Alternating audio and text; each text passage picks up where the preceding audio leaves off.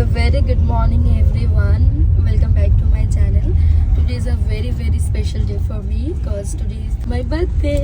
প্রতি বছরই এই দিনটাকে ঘিরে সবার অনেক প্ল্যানিং থাকে, আমার থেকেও বেশি। তবে আজকে আমার মনে হয় যে এত বছর ধরে যেভাবে বার্থডে সেলিব্রেট হচ্ছে আমার, তার থেকে সম্পূর্ণভাবে আলাদা।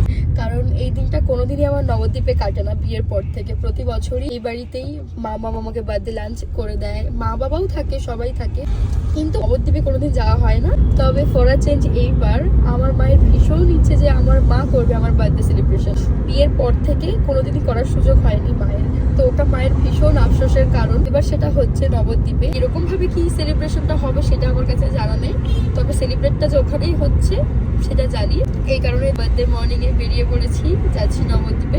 এই দিয়ে আবার দুবার কেক কাটিং হয়ে গেছে অলরেডি, তাই তো? প্রি বার্থডে সেলিব্রেশন হয়েছে, মানে ওটা ফ্রেন্ডসদের তরফ থেকে ছিল আর কি। তারপরে কাল রাতে ছিল, আবার আজকে দেখা যাক। এর আগে মায়ের দর্শন করলাম, এখনো বাড়ির ভেতরে ঢুকিনি। আর আমি এখান থেকে দেখতে পাচ্ছি কিছু একটা লুক। এই যে উপরে প্যান্ডেল হয়েছে ছাদে। চলো মা একবার ওপর থেকে ঘুরে আসি। না ওপরে হবে না, বলছি ওপরে হবে না। I am so excited. ওপরে প্যান্ডেল হয়েছে, ভাবো এত কিছু অ্যারেঞ্জমেন্ট করেছে ওরা আমাকে না জানিয়ে সবকিছু। তো এখন আমাকে ওপরে যেতে দেওয়া হবে না, আমি যাবও না জোর করে, কারণ স্পয়েল করতে চাই না কোনো কিছু। অনুষ্ঠানটা যেহেতু রাত্রেবেলা, তাই দুপুরবেলা একদম সিম্পল মেনু আজকে বার্থডে লাঞ্চে। তবে তার মধ্যেও একটা স্পেশাল জিনিস আছে, সেটা হলো এই যে মায়ের বানানো গুড়ের পায়েস। সেটা মা বানিয়েছে আমার জন্য। মা এত কিছুর মধ্যে এগুলোও করেছে। এখানে রাতের রান্নাও অলমোস্ট শুরু হয়ে গেছে। এদিকে চিকেনটা হচ্ছে, আর এদিকে মাটন সেদ্ধ করতে দেওয়া হয়েছে, আর টুকটাক বেশ কিছু রান্না হয়েও গেছে। আর প্যান্ডেল তো আগেই হয়ে গেছিল, বাকি ছিল হচ্ছে ব্যাকড্রপটা। তার জন্য ডেকোরেশনের লোকেরাও চলে এসেছে, এখন জাস্ট বেলুন দিয়ে ব্যাকড্রপটা সাজানো হবে।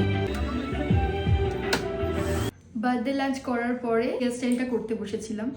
হেয়ার স্টাইল তো নিজে করতে পারবো না, অম্বিকাই হেল্প করছে করতে। আমার হেয়ার স্টাইল হয়ে গেছে অনেকক্ষণ, জাস্ট ফ্রন্টের এই কার্লটা বাকি ছিল। আমার যখন স্টাইল হয়ে গেছে তারপরে দিদি বসেছিল হেয়ার স্টাইল করতে। আর বাই দ্য টাইম আমি করেছি আমার মেকআপটা, এখনো উইদাউট লিপস্টিক। অদ্ভুত লাগছে দেখতে। বেসটা রেডি হয়ে গেছে, জাস্ট লিপস্টিকটা পরবো, বাস ডান। মেকআপ কমপ্লিট, লিপস্টিকটাও পরে নিলাম। অনেকদিন পর পিঙ্ক শেডের কোনো পরেছি। সবাই বলছে নাকি খুব কমপ্লিমেন্ট করছে, কেমন লাগছে তোমরাও জানিও। আর এই হচ্ছে আমার হেয়ার স্টাইল। আমার হেয়ার স্টাইলটা ভীষণ পছন্দ হয়েছে। যাই হোক, ড্রেসটা পরলেই বাস হয়ে যাবে। কেমন লাগছে? ভালো ভালো, থ্যাংক ইউ। তো এই হচ্ছে আমার ফুল লুক, কেমন লাগছে জানিও। ভালো লাগছে, সুন্দর লাগছে। ভালো লাগছে, কি ঘুরে গেল পিছন দিকে, বাহ সুন্দর লাগছে। এই সাইড করো, সুন্দর লাগছে। Thank you.